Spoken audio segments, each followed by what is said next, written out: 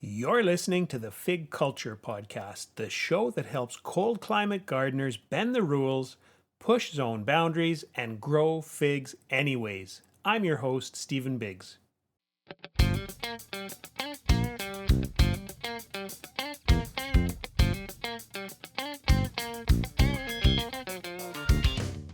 Welcome to the Fig Culture Podcast, talking today about leaves and the herbal properties of figs. And most of us grow figs for the fruit. That's understandable, but the fig tree is useful long before your figs ripen because those leaves can be used for tea, they can be used for cooking, they can be dried for winter. They have a flavor that reminds me of coconut, vanilla, toasted almond, something green, and even the sap. Even the prunings have other uses. So in this episode, we are looking at figs through the eyes of a herbalist. And my guest today is Penelope Boudreau, who is a registered herbalist at Richters Herbs. Richters Herbs is one of my favorite places to go. It's here in Ontario, just outside of Toronto. Lots of unusual, edible, herbal plants, including figs. So today, Penelope brings a herbalist's perspective to the fig tree, not just the fruit, but the leaves, the sap, talking about tinctures and vinegars and drying, pantry experiments. And for those of us growing figs in cold climates, I think there's an overarching idea here that even if winter knocks our figs back and affects or wipes out our harvest for the year, we still have the leaves. Now, here's my chat with Penelope. I'm really excited to come at figs from the vantage point of a herbalist because when people think of figs, it's so often about the fruit. What do you see as a herbalist? Yeah. So, as a herbalist, well, actually, today I have with me, I thought it was very appropriate. I'm not sure if you can see this. I am Oh, infusing a fig leaf right now in my cup of tea because I thought it was appropriate to be drinking my fig leaf tea while I'm doing my podcast and with you. And an important note for me is that I learned a long time ago we are supposed to have over 200 different micronutrients, different plant varieties, that is, to get all our different micronutrients. And so adding simple things like having a leaf from your fig tree, there's a different plant that we're ingesting, during the day that will only benefit us. So it's really been fun for me to start working with figs and just embracing them into my daily life. well, talking about fig leaf tea and talking about the fig leaves, let's talk about some of the other ways that we can use fig leaves just besides tea.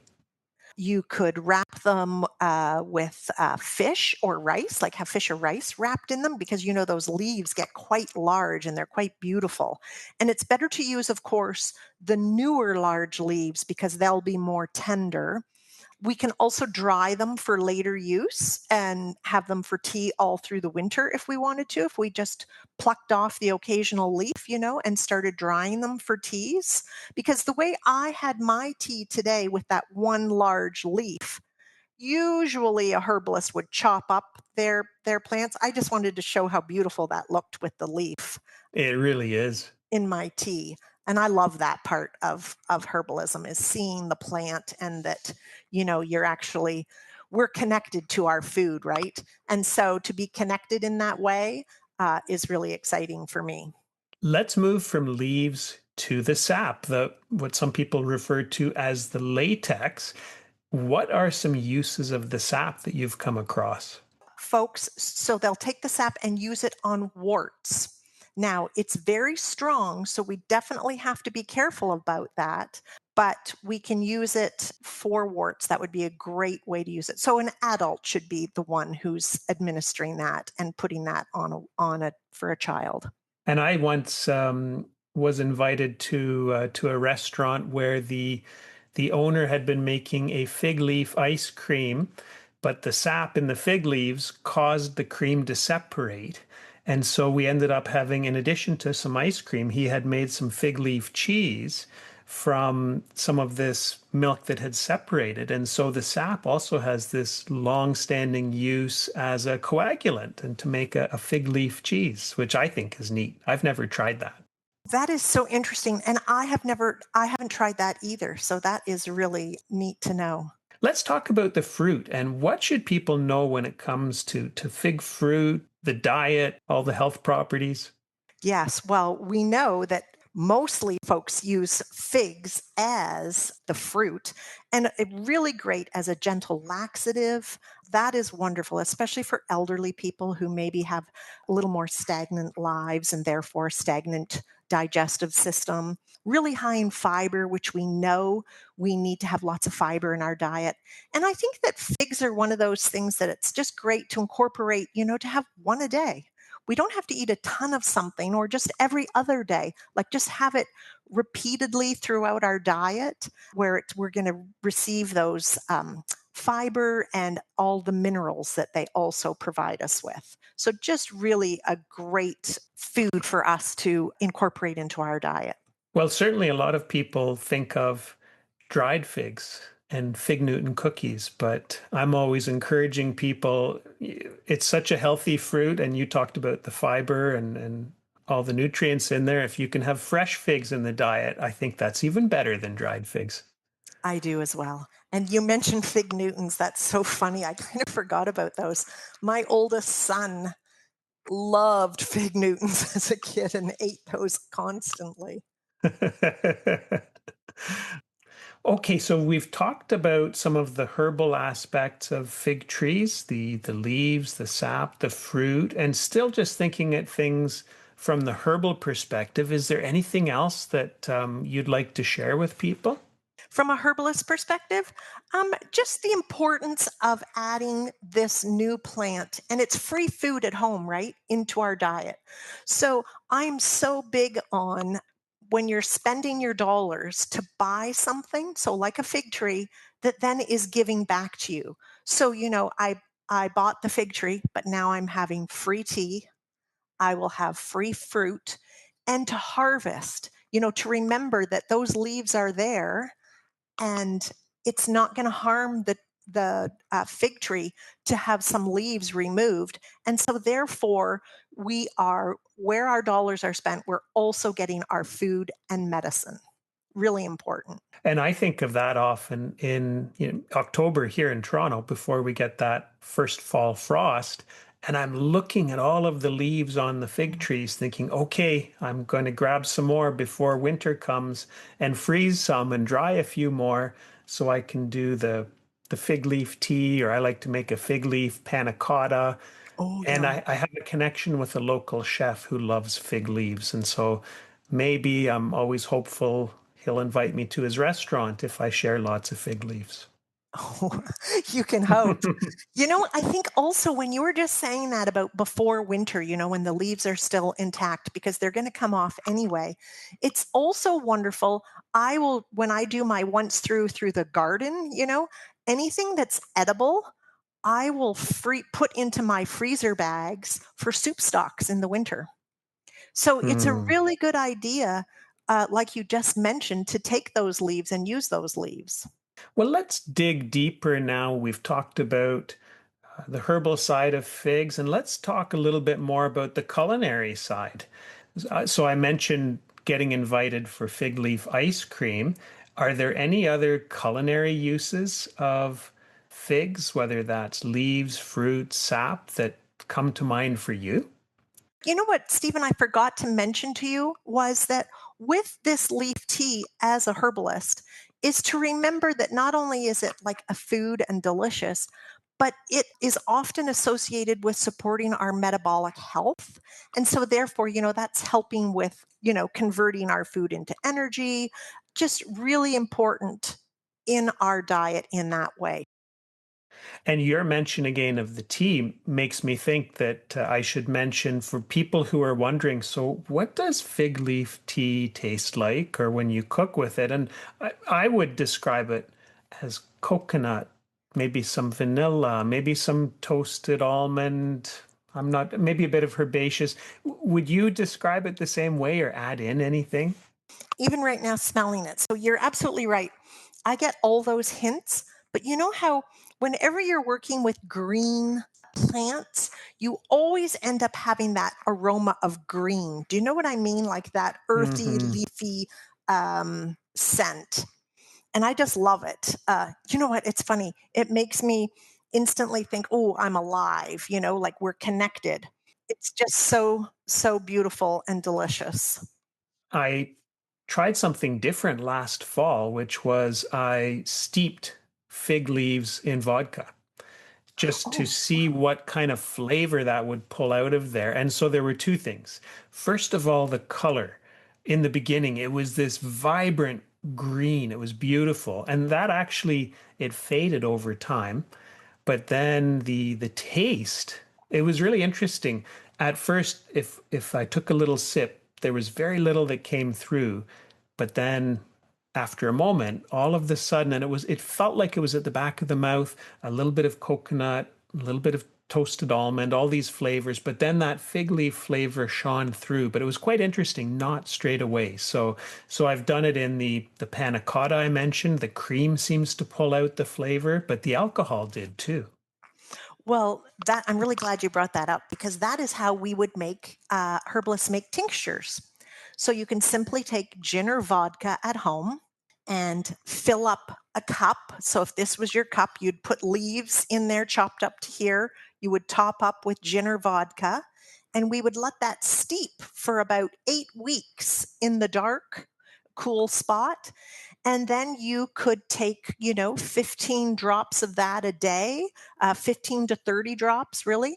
And then this would be a great way where someone is having this tonic where we are supporting our metabolic health, converting our food into energy, helping regulate critical functions, like our blood pressure, our cholesterol, our fat storage. So that's all what our metabolic health is doing. And fig leaf tea is associated with supporting that. So that would be what I would call a tonic. So that would be lovely to have. And you also can make a tincture not just with gin or vodka like alcohol. You could make it with apple cider vinegar, with a vinegar. And you would do exactly the same thing. You would fill your jar, doesn't have to be a big jar, just even a smaller jar, with leaves, about 3/4. Top it with your vinegar. I like to use apple cider vinegar. But you could also then use it in your salad dressings. If you're a person who likes to make salad dressing, that would be a great way to use it. So then you're having your fig leaves as your food in that way. So unknowingly, I made myself a fig leaf tincture that I really was using more as a mixed drink, but Yeah, yeah. interesting. Now, I'm interested in this concept of a tincture. Could one then apply that to the fig fruit too and make a fig fruit tincture? I have never heard of anyone making a fig fruit tincture, but I am sure someone has, because if you're a plant lover and you're into herbs, I don't see why not because we use other fruits, like rose hips in herbal medicine. So because the whole idea of the tincture of the alcohol would be it's drawing the goodness out of the plant. So right now, while I'm drinking the tea, as you can see the leaf here, it's the hot water that has pulled all of the compounds from the leaf. But if we make it into the alcohol, it's the alcohol drawing. So we could do the same thing with a fruit. Absolutely, we could. Lovely. So then I'm what made me think of that was your mention of one of those apple cider based fig leaf tinctures for a salad dressing. So then it got me thinking about, well, Mm. what about the fruit for a salad dressing as well? So do you see how this conversation's making me think? I'm like, I almost would like to with one of my fruit figs this year is to make a small jar with a fig cut up with some leaves in there in the apple cider vinegar and just see. So this is what we Hmm. also do as herbalists and cooks. We experiment and see what tastes good and how we like to use our fruit and leaves. Well, on that note, I should throw in something that I started experimenting with is fig wood in my cold smoker. So some of those branches left over from pruning, and the fig wood has this beautifully sweet smell when you burn it. And it's in the same way those leaves can smell a bit sweet. I feel as if that same sweetness shines through in the smoke. And so I thought, wow, let's try this on some cheese. And so I've now started using the wood as well.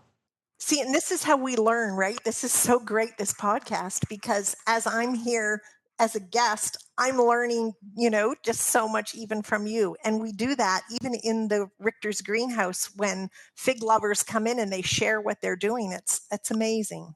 Okay, I'd like to get back to using the leaves and advice for people interested in drying the leaves. When you're drying leaves, whether that's fig leaves or other leaves, what are practical ways people can do that in a home setting? Yeah, so you can hang them to dry, which is great. Well, I guess first we should start at what is a beautiful leaf. So, even though this leaf has been in my tea, you can see how beautiful that is. There's no Hmm. blemishes on that. It's just this beautiful green young leaf. So, I would choose the leaves that are younger but developed, not the older, tougher leaves on any plant, and especially with the fig tree. And I wouldn't choose leaves that are eaten by any insects or bugs or, looking just blemished and not good. I would choose healthier, vibrant looking leaves. So then you can gather them into a small bundle if you want and tie them and hang them. We can do that till they're dry.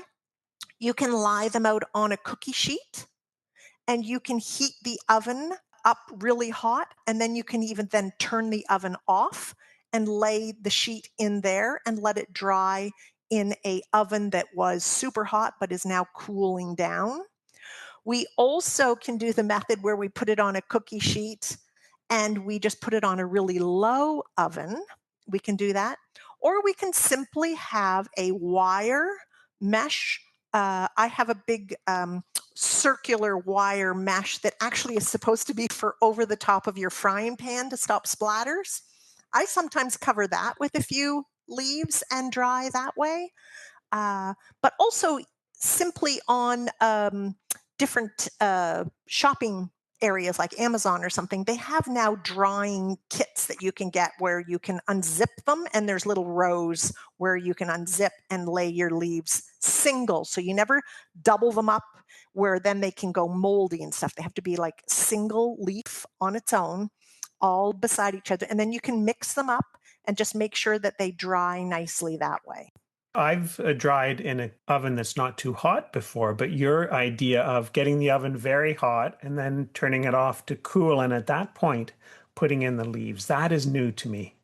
Yeah, I did that this spring with some plants, and I really liked it because it was easy to, I was in the house, turned the oven up high, and then then shutting it off and just walking away and going outside to work in the garden and do other chores, I didn't have to keep coming in and checking on them or anything, or be in the kitchen.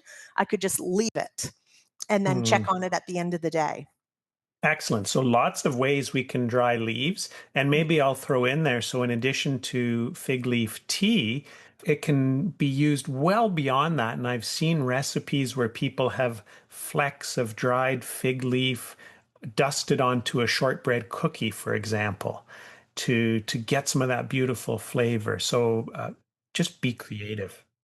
Also, it would be so lovely in a seasoning salt, so you can have your salt. Mm. Once you dry it, again, you can chop it all up and make a seasoning salt, or you could just have it in spice blends that you make as an extra. I love making my own spice blends at home. So I'll do salts, sugars, and spice blends. So the idea of dusting on your shortbread cookies, for example, or on molasses cookies, you could have it preserved in sugar that way. And so you have that already ready in your pantry to dust on your baking.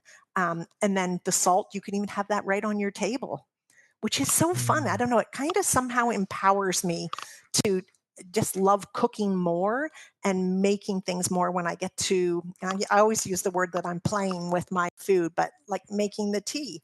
It's fun for me. Hmm. I don't know. It's simple pleasures in life. We are reconnecting with the plants and you're taking care of them and also they're giving to you. So it's a really lovely connection back and forth. It is. So if one were to want to make a fig leaf salt, if you haven't done that before, what's the process? Yeah, so I would dry my leaves. Uh, and then I would just take a nice salt that I like. So it could even be just your table salt if that's what you like, or if you happen to have a really nice sea salt that you like. And then I put it in, I have a little chopper and I just, you turn the little chopper on and it just blends it all up nicely. But I know some other herbalists who just have a fine sea salt and they'll just chop up with their mortar and pestle their dried leaves. And then they'll just add that in there because they want the bigger flakes, they don't want it so fine. So it's fun to do whatever you would like to do. So there's no hard and fast rule. It's just that you would take a container and have the little bit of salt. So let's say if you did half a cup, let's say you're going to make half a cup of salt. And then I would personally add a good eighth of a cup of fig leaves to it for sure. Okay, good. So salts, tinctures, we have the dried leaves. Are there other traditional herbal techniques that we can apply to figs too, beyond those? There's making capsules, right? So it would be the same process where so if you wanted something where you were wanting to use the leaves for metabolic function, like we were talking about, to help your metabolic health, then you could make your own capsules if you were so inclined, if someone wanted to make capsules. And you can buy the little empty gel caps or vegetarian capsules online, and then you would dry your leaves the same way, and then you would grind them up into a powder, and then you would fill the little capsules with the powder, and then you'd have your own capsules for a tonic for metabolic health. Now, some people actually buy the little capsule making kits for at home, and then they're pretty handy. But if you were just doing it, you can just take the little empty capsule, pour it in, and put the top on. It's not difficult. And it's just something you can do it kind of empowers you on making something yourself instead of always going to a health food store and buying stuff. But I would say it would be capsules, the dried herb, like we discussed already, tinctures, which is using gin, vodka, or apple cider vinegar. Now, lots of herbalists make salves as well with oil, but we wouldn't be using fig leaves as a salve. But you could take fig leaves, you could let them wilt for a few hours. You could then chop them up and add them in a jar, just like we were talking earlier. You would say if your fig leaves come to here, you can top it up with olive oil. And so you can infuse lovely olive oil for your salad dressings or to drizzle over your roasted potatoes when you're going to do them. And it would be kind of lovely seeing fig leaves or figs are a Mediterranean tree. It would be fun to also add some other Mediterranean herbs to that and make up your own Mediterranean oil for roasting vegetables in the winter. And that oil will last you probably 2 years when you make it. So it's same principle as making a tincture, with adding the plant in the bottom, top up with the oil. But instead of being in a cool, dark place like a tincture, an oil, you can just sit in a sunny window for about 6 weeks before you strain out the plant material, and then you'll be left with just the beautiful oil. So that would be Mm. also fun to make. Wow. So we're surfacing a lot of ideas that I didn't even know we'd be surfacing. This is really Yeah, good. yeah.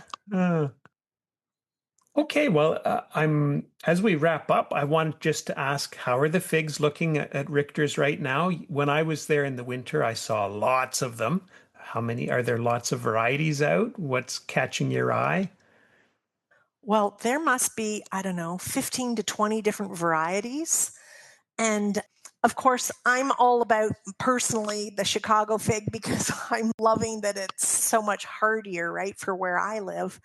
But really, what's catching my eye is how when the fig lovers come in, they're trying all these different ones, like, the Stella fig or the Beer's Black fig, Black Mission fig. So there's all kinds of figs, and it's just neat to see people choosing figs because they're finding what they enjoy as a flavor. And also, I feel like they really have great satisfaction out of getting a crop. And so when I was at the back of the greenhouse just recently the other day giving a tour, all the mother fig trees have figs all on them. And the folks coming on the tour just love to see the mother figs with all the baby figs starting on them, just so vibrant in the greenhouse. And it really is beautiful to see. And would I be right to guess that if people get excited about getting a fig, they might leave with more than one fig plant? Is there a little bit of an obsessive thing that you see going on there? I would say yes. And definitely, if they leave with only one, they're going to come back and get another one because I had a gentleman in there this past week, and he said to me that he had 6 fig trees at home, different kinds that he's got from Richters. And I love that because it's just so fun. It becomes like a little obsession. And he has them on his balcony in Toronto. That's where his figs are. So, I mean, you don't have to live on a farm or have a big garden. You can just have this beautiful fig tree growing right there on your balcony in downtown Toronto. It's so fun. It's a great way to garden. Lovely. Penelope, thank you for hanging out with me on the podcast, talking about figs and how to use the leaves and fruit and sap. I really appreciate that. Well, thank you so much. It's been a pleasure and love sharing our love of herbs and figs with folks. So thank you for having us. You're listening to the Fig Culture Podcast. I'm Stephen Biggs.